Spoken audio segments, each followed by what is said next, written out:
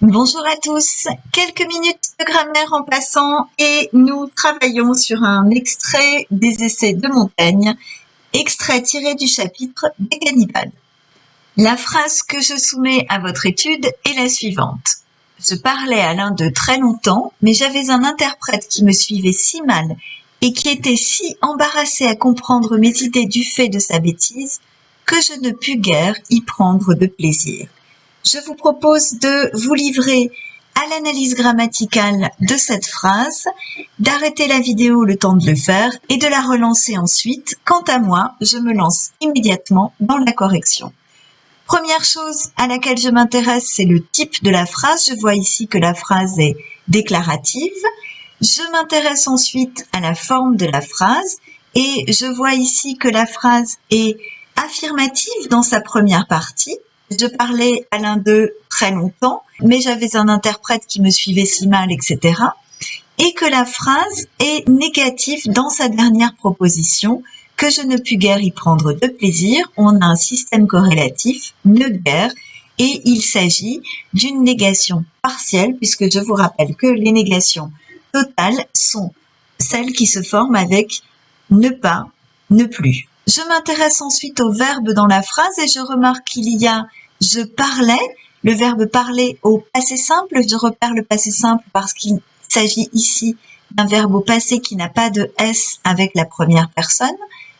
Le verbe avoir à l'imparfait, le verbe suivre à l'imparfait également, le verbe être à l'imparfait et enfin le verbe pouvoir au passé simple. Il y a 5 verbes, donc 5 propositions. Il s'agit d'une phrase complexe. Je peux donc m'intéresser aux propositions. Première proposition, je parlais à l'un d'eux très longtemps. Cette proposition, on le voit, se suffit à elle-même. On pourrait mettre un point à la fin. Il s'agit donc d'une proposition indépendante. Deuxième proposition, mais j'avais un interprète qui me suivait si mal et qui était si embarrassé à comprendre mes idées du fait de sa bêtise.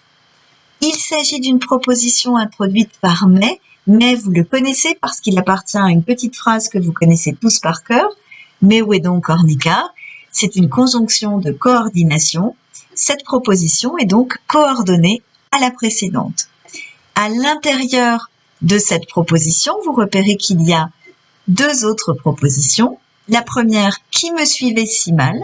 On a ici une proposition qui dépend d'un autre élément qui est introduite par un mot subordonnant, qui. Il s'agit donc d'une proposition subordonnée.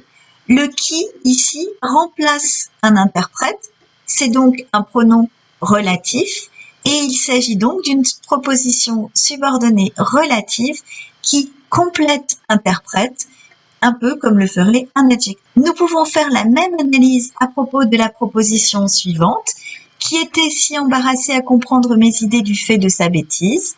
Il s'agit là encore d'une proposition subordonnée relative qui vient compléter le nom interprète. Et vous remarquez que cette proposition subordonnée relative est introduite évidemment par le pronom relatif qui, mais celui-ci est précédé de la conjonction de coordination et. On a donc ici une succession de 2 propositions subordonnées relatives qui sont coordonnées entre elles. Enfin, dernière proposition, que je ne pus guère y prendre du plaisir. Ici encore, on voit que la proposition est introduite par un mot subordonnant, que. Il s'agit donc d'une subordonnée.